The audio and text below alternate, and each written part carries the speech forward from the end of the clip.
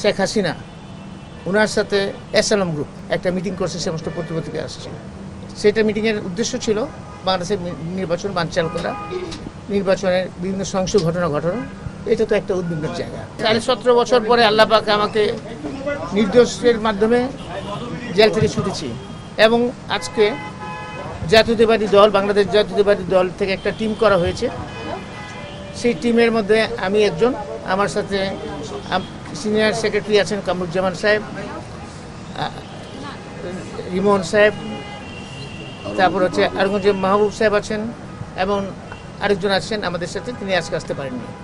তো যাই হোক, আমাদের আসার উদ্দেশ্য আমাদের কিছু কিছু জিনিস আমাদের ম্যাটার অফ কনসার্ন হয়ে দাঁড়িয়েছে, উদ্বিগ্নের জায়গা, যেগুলো আমরা ওনাদের সাথে অত্যন্ত আন্তরিকতার সাথে অত্যন্ত সৌহার্দ্যপূর্ণ পরিবেশে আলোচনা করেছি।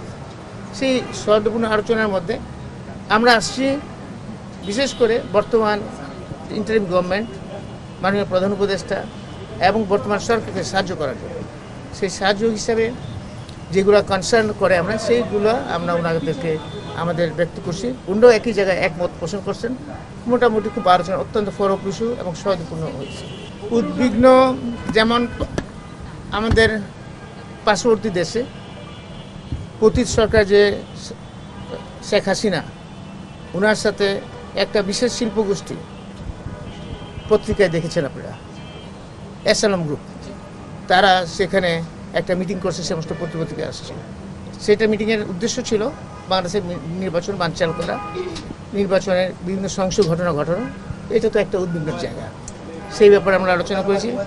আরও অনেক কিছু আলোচনা করেছি, যেমন বিভিন্ন অবৈধ অস্ত্র এবং লুট হওয়া অস্ত্র, সেটা যে উদ্ধার হয়নি এখনও, সেটাও আমাদের উদ্বিগ্ন জায়গা।